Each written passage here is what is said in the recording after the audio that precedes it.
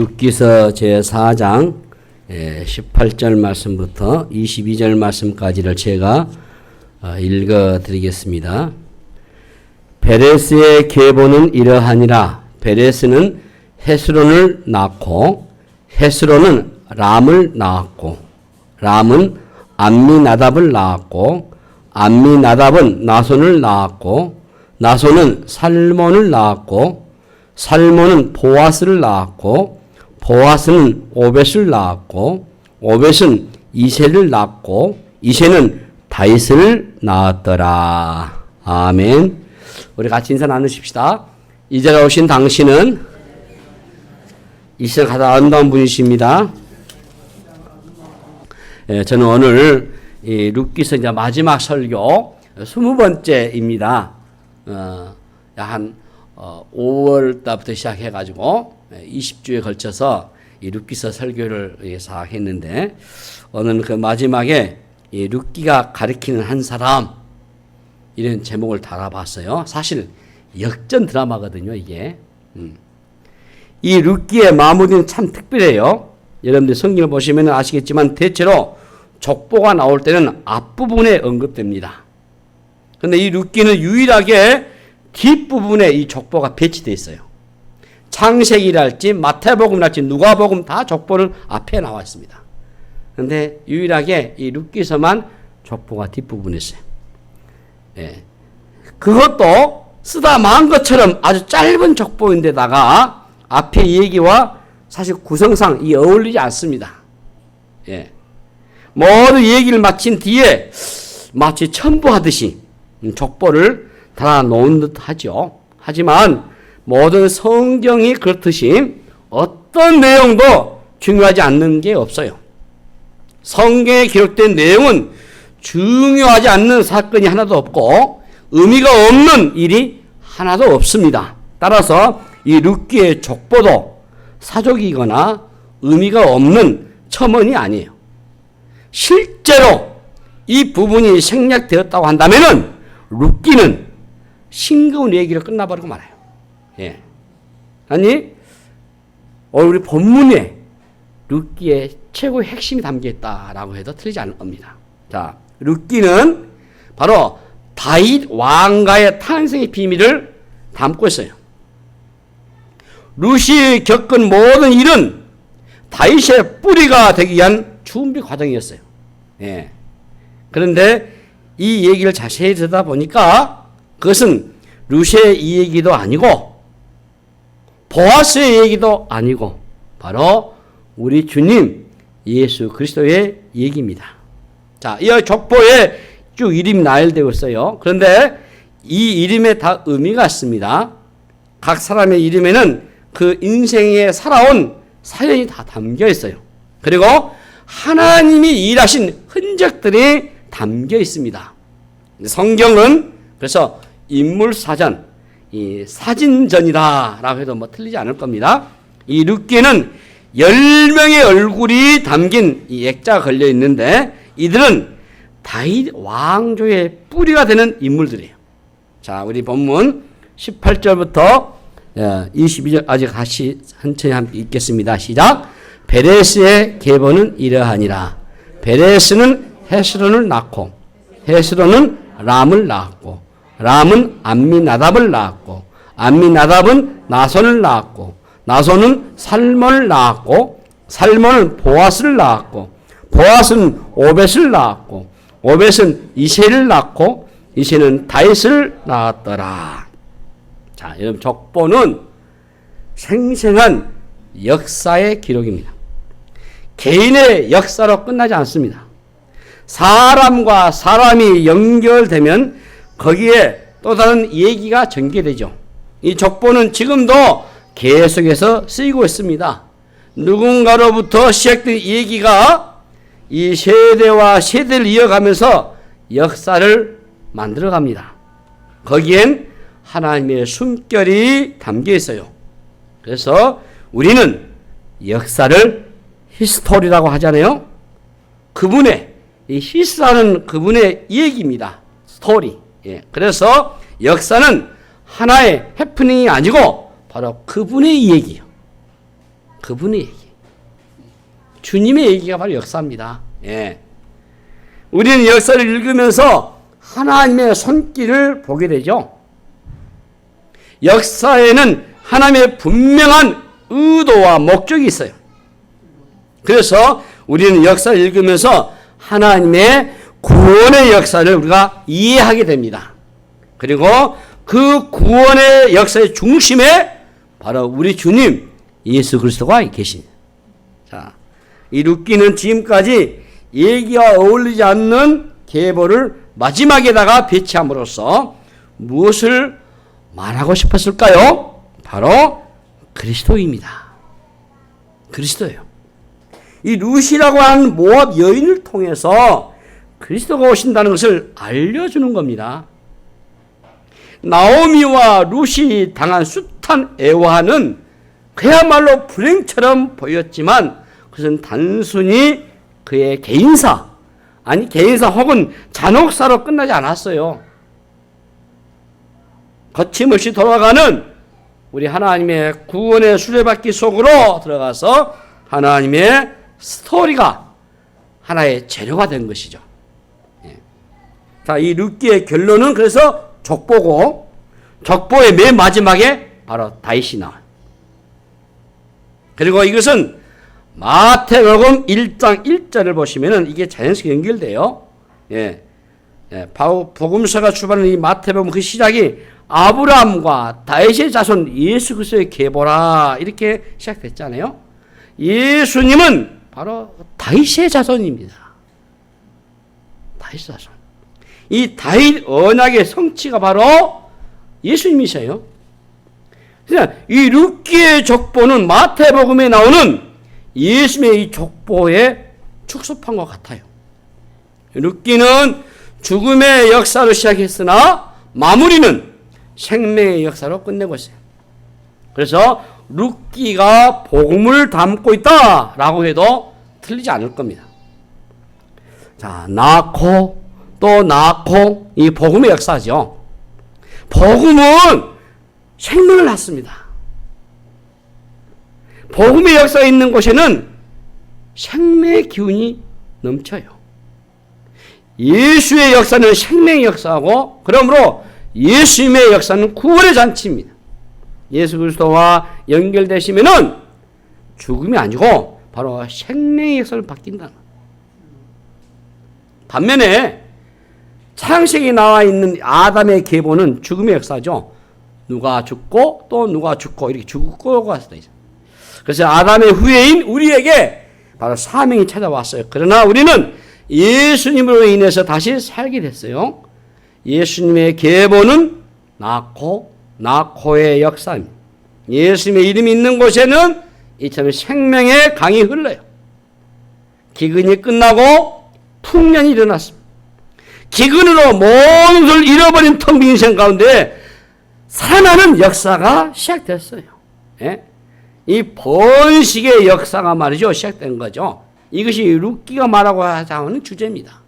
예. 그래서 이 낳고의 역사의 절정이 뭐겠습니까? 예수 그리스도가 오심으로 해서 신약의 사도행전을 통해서 구원의 역사가 본물처럼 터져 나온 거죠. 베드로가 설교하니까 하루에 3,000명이 회개하고 예수를 믿는 역사가 났지 않습니까? 기근이 끝나자 죽는 자가 살아나고 말이죠. 마른 뼈가 군대가 되어 일어나는 역사. 이게 바로 복음의 역사고, 복음이 살아있는 공동체의 역사입니다. 복음이 살아있는 공동체는 이처럼 살리는 역사가 일어나는 거예요. 복음으로 살아나는 사람들이 가는 곳마다 이 살리는 역사를 일으키는 겁니다. 영적으로 죽었던 곳이 살아나게 됩니다. 그리고 복음의 운동은 살리는 운동이에요. 복음이 들어가면은요, 도시가 살고, 그런데 가정이 살고, 가문도 살고, 회사도 살아나고, 예수의 복음이 있는 곳에는 이처럼 살리는 역사가 일어나는 겁니다. 예수님의 기운을 얻는 자가 자기만 살아난 게 아니에요. 다른 사람도 살린다는 거예요. 그래서 저와 여러분이 어디에 가든지 우리는 예수 믿는 성도로서 하나님의 생명의 통로자, 복의 통로자가 되셔야 돼. 우울을 뒤집어 쓰고 있으면 그 사람 만나면은 자기도 덩달아서 우울해질 수밖에 없어요. 그러나 복음이 있는 곳은 결코 어둡지 않습니다. 복음이 역사하는 교회는 밝아요. 새로운 생명이 탄생하면 우리가 기뻐하고 환호하지 않습니까? 나뭇가지에 물이 오르고 봉우리가 터지고 꽃이 피고 향기나지 않습니까? 복음이 있는 가정에 생기도 있어요. 활력이 넘치고 여러분의 가정에도 이런 생명의 역사가 일어나시기를 바랍니다. 예수님과 연결되면은 살리는 운동, 살아나는 거. 예. 그래서 관계가 살아나고 우정이 살아나고 가문이 살아나고 지역이 살아나고 민족이 회복되고 말이죠. 그래서 이 공동체가 살아나셔야만 이런 일들이 계속 진행되셔야만 우리 한국 교회가 소망이 있는 것이고 이 민족이 또 살아날 수 있어요. 이 땅이 죽어가는 많은 교회들이 다시 여러분들 살아가기 위해서 기도하시기 바랍니다. 이 민족에 더러워진 이 어둠의 역사, 죽음의 역사, 폭력의 영 다 떠나고 말이죠. 생명의 역사가 일어나셔야 돼요. 교회들이 회복이 되고 여기 이방 여인 루시의 인생에 찾아온 하나님의 헤세드가 루시의 인생을 바꾸고 나오미의 가정을 일으켜주고 보아스의 가문을 일으켜주고 다윗가를 일으키는 예수 그리스도를 오게 했잖아요. 그러면 지금 별 볼 일 없다고 여러분 낙심하지 마십시오. 지금 초라하기 그지없다고 여러분 실망하지도 마십시오. 초라하고 누추한 거기에 비밀이 숨겨져 있습니다. 죽음의 역사가 끝나고 살리는 여기 역사는 비밀이 거기에 있어요.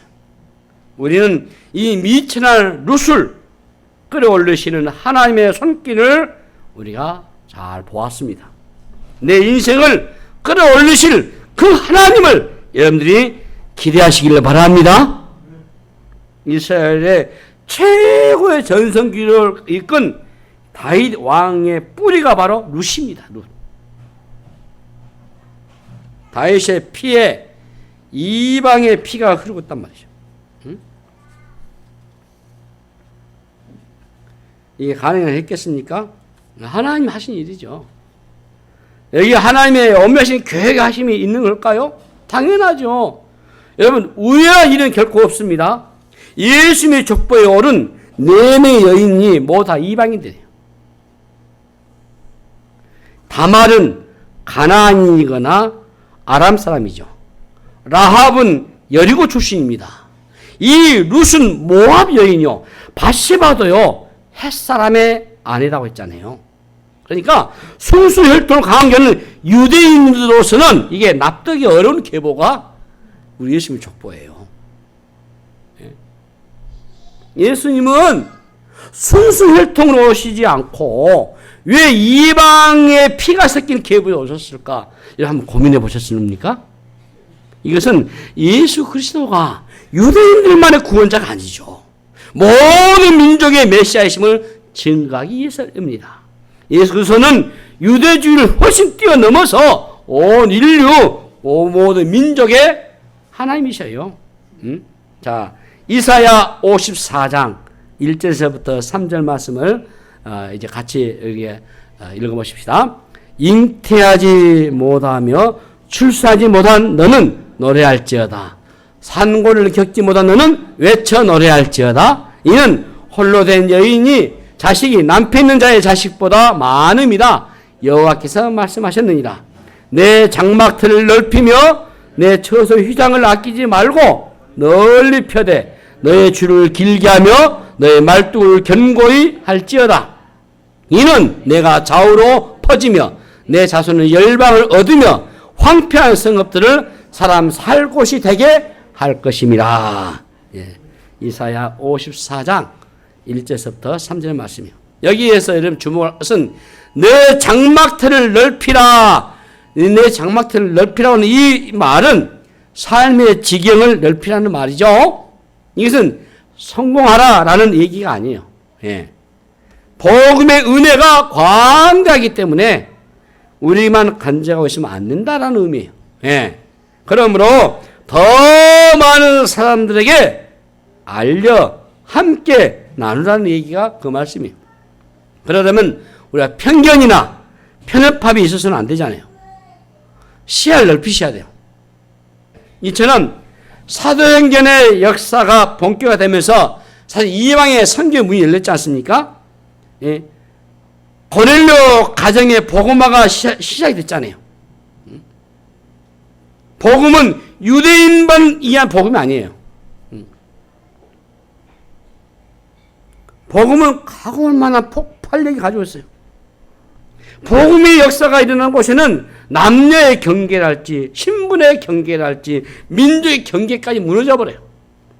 그래서 교회는 세계 선교를 감당하게 되고 이 나라와 이 민족 그리고 우리가 앞으로 소망하고는 이 북한의 통일 이후까지도 바라보면서 준비하는 그런 공동체가 되셔야 돼요. 모두 열방의 복음을 증거하는 하나님의 거룩한 공동체가 되셔야 돼요. 그러려면 우리의 마음부터 활짝 열어놓으셔야 돼요. 하나님이 이방의 룻을 구원한 이 구원의 세계로 품어주셔서 다윗 왕가 안에 이방인의 피를 섞으신 것은 이 복음의 경계가 없음을 가르치기 위해서예요. 하나님은 지금도 모든 민족과 족속이 구원을 얻기까지 쉬지 않고 일하고 계심을 믿습니다. 그래서 여러분 사실 룻기서를 마무리해 보면서 이 룻기의 스펙트가 얼마나 없습니까? 광대하지 않습니까? 예수님의 족보도 마찬가지고요. 우리의 인생의 시야, 우리의 관점을 그래서 넓히셔야 돼요. 우리의 시선이 하나님의 시선이 돼가지고 이 민족과 열방을 바라볼 수 있으셔야 돼요. 특별히 우리 민족이 갖고 있는 이 남북의 현실을 우리가 끌어안고 말이죠. 우리가 많이 기도하셔야 돼요. 네, 주님, 이 경계를 넘어서 이 생명의 복음이, 이 은혜의 복음이, 예? 이 생의 복음이 그곳에 넘어가서 표현해달라고, 역사해달라고 기도를 많이 해야 돼요. 복음만이 이 민족의 살 길을 좀 믿고 우리가 기도를 많이 하셔야 돼요. 그렇지 않습니까? 사실 복음이 북한을 살릴 수 있을 것이고 복음만이 우리에게 통일을 이룰 수 있게 해줄 겁니다. 이 일을 위해서 하나님의 은혜를 얻으려면은 먼저 우리가 복음으로 우리의 마음부터 열려서서 하나님의 이 선교적인 공동체에 우리의 삶을 드리는 그 헌신이 우리 안에 필요한 것입니다. 고린도전서 1장 27절 28절 말씀을 우리가 보시면 잘 읽어보십시다. 그러나 하나님께서 세상에 미련한 것들을 택하사 지혜 있는 자를 부끄럽게 하려 하시고 세상에 약한 것들을 택하사 강한 것들을 부끄럽게 하려 하시며 하나님께서 세상에 천한 것들과 멸시받는 것들과 없는 것들을 택하사 있는 것들을 폐하려 하시나니. 예수님께서 부르신 제자들 어부지요, 세리죠. 그 시대에 아주 연약한 사람들이 우리 주님의 제자들이었습니다. 예수님도 어느 시골 소녀의 몸을 통해서 이 세상에 오셨어요. 룻과 다말과 라합과 바세바 다 하나같이 부끄러운 이력을 가진 여인들이요. 예수님의 계보에 올랐잖아요. 예수님께서 이들의 혈통을 이어받아가지고 이 세상에 오신 이유가 뭐겠습니까? 그래서 바울은 약한 것들을 들어서 강하게 하시는 복음의 능력을 얘기하고 있는 겁니다. 약할 때 강하게 하시는 하나님의 은혜가 있어요. 자, 오늘 우리의 모습, 현재 모습이나 상황은 그리 중요하지 않습니다. 중요한 것은 그리스도와 얽히게 되면은 우리의 인생이 살아난다는 것입니다.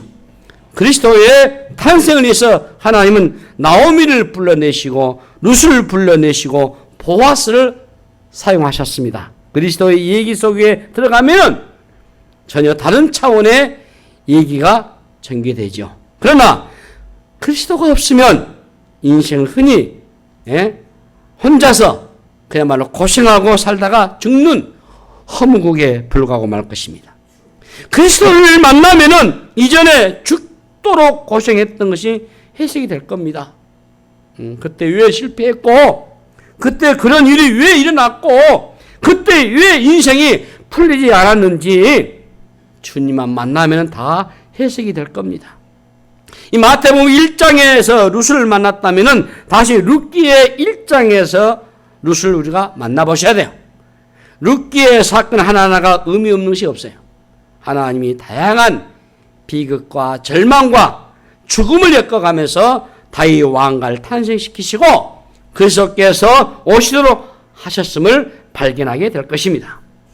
여러분, 사사기나 룻기는 어두운 시대를 안고 있습니다. 칠흑같이 어두웠던 시대에 모두가 구원자가 기다리고 있어요. 이 대가 끊어질 위기에 놓인 한 가정에 필요한 것이 바로 구속자였지 않습니까? 보아스는 나오미의 가정의 구속자로 등장하고요. 그런데 사실은 룻이 보아스를 만나서 결혼한 후에 낳은 첫 아들이 바로 구속자죠. 더 확실한 구속자는 다윗입니다. 그리고 다윗의 계보를 살펴보시면은 진짜 구속자는 주님이신 것을 우리가 알 수 있습니다. 그리스도보다 더 확실한 구속자 고엘은 없습니다. 하나님은 룻을 통해서 이 구속자를 일으키셨습니다. 그래서 룻은 믿음의 여인이고요. 룻은 열방의 하나님의 사랑을 드러낼 자로 섬겼어요. 그래서 룻기의 결론은 바로 그리스도, 예수 그리스도. 역전의 비밀도 예수 그리스도예요. 그리스도께서 우리 인생을 바꾸어 놓으셨어요. 나오미의 남편 엘리멜렉은 나의 하나님은 왕이십니다 라는 의미를 갖고 있어요. 이것이 바로 룻기의 주제입니다. 오늘 우리의 삶의 주제입니다. 참된 왕이 오셔야 돼요. 오늘 우리의 가정에 참된 왕을 모셔야 돼요. 우리 민족과 우리나라에 진정한 왕이 오셔야 돼요. 그 왕이 바로 우리 주님 예수 그리스도이십니다. 이사야 9장 6절 말씀 한 절만 더 읽으시면은 마무리하겠습니다. 자, 읽으십시다. 시작. 이는 한 아기가 우리에게 낳고 한 아들을 우리에게 주신 바 됐는데 그의 어깨는 정사를 메었고 그의 이름은 기묘자라 모사라 전능하신 하나님이라 영원하신 아버지라 평강의 왕이라 할 것임이라. 룻기는 오벳은 이새를 낳고 이새는 다윗을 낳았다라고 끝을 맺습니다. 죽었더라가 아니요, 낳았다라고 마무리하고 있어요. 끝났지만 끝난 게 아니고 새롭게 역사가 시작되는, 전형제처럼 기대가 팽배해지는 그런 분위기죠. 더구나 다윗을 낳았다라고 끝맺은 것은 특별한 의도가 있어요. 다윗은 신구약 통틀어서 가장 유명한 인물이죠. 이스라엘 역사의 최고의 전성이 있는 왕이고요. 다윗의 언약은 곧 그리스도를 성취한 겁니다. 그래서 룻기의 결말은 이제 어둡고 절망적이고 어둡고 떨리는 룻기의 시작과는 매우 다릅니다. 얄궂게 망가진 룻의 인생이 어떻게 달라졌는지를 처음과 마지막을 보아서 알 수 있어요. 우리는 하나님이 하신 일을 감히 예측할 수가 없습니다. 하나님이 우리 인생에 손대시지 않으면 우리 인생은 얼마나 망가질지 알 수 없습니다. 그러나 하나님이 우리 인생에 손을 대시면 어디까지나 우리가 비상할 수 있을지 알 수 없습니다. 예수를 믿고 난 후에 우리의 삶은 하나님의 구원의 목적에 연결되어 있어요. 앞으로 우리의 인생이 얼마나 흥미진진하게 엮어갈지를 기대를 하셔야 돼요. 사실 나 자신을 보게 되면 우리 한숨이 나올 수밖에 없을 겁니다. 현재 처지나 상황을 보게 되면 더 절망할 수밖에 없을 것입니다. 하지만 하나님한테 지금 나의 어떠함은 결코 중요하지 않습니다. 하나님은 연약한 자를 통해서 하나님의 지혜를 드러내시길 기뻐하세요. 우리가 실수하고 넘어져도 하나님은 다시 고쳐 쓰셔요. 이것이 바로 역전입니다.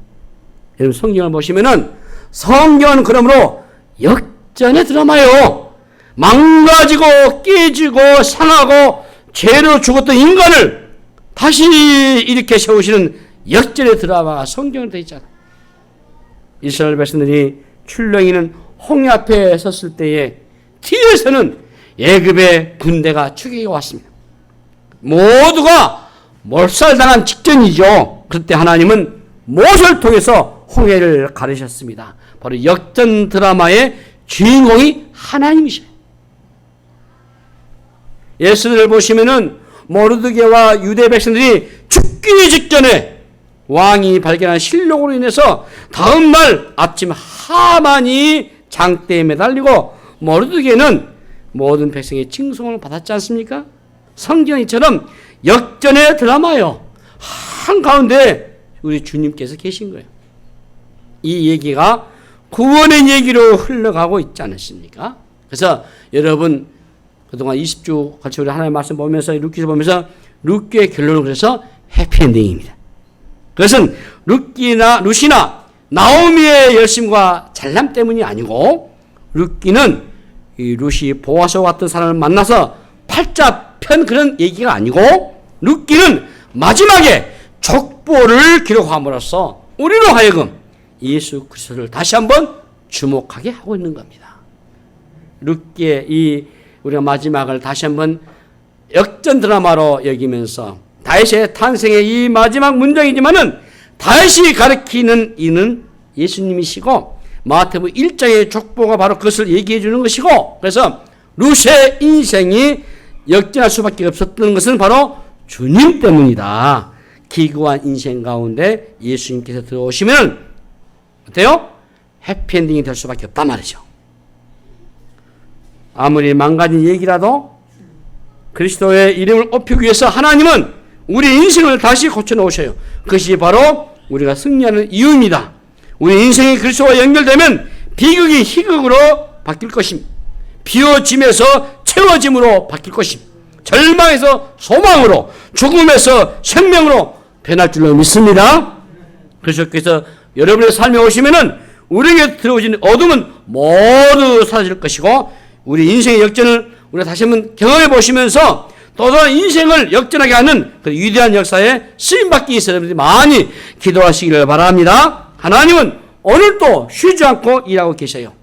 룻의 이 끈질긴 상실보다도 하나님의 이 성실하심이 더 크고 하나님의 성실하심이 이 룻의 감을 일으켰고 지금도 하나님은 우리 인생의 또 다른 역전을 계획하고 준비하시고 이끌어가는 사실을 우리가 새기면서 우리 이름 주 안에서 승리하는 은혜가 되시기를 주님의 이름으로 축복합니다.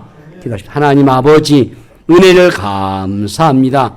룻기서 20주에 걸쳐 말씀을 살펴보고 오늘 이 말씀에 우리가 마무리를 지으면서 특별히 아버지 하며 참으로 룻기가 가르치는 한 사람 그리스도 예수를 바라보면서 역전의 드라마를 우리가 깨워주시니 감사합니다. 오늘 우리 안에 주님 모시고 이 믿음으로 해피엔딩으로 승리하는 저들 되게 하여 주시옵소서. 감사하고 우리 구주 예수 이름으로 간절히 기도하옵나이다. 아멘.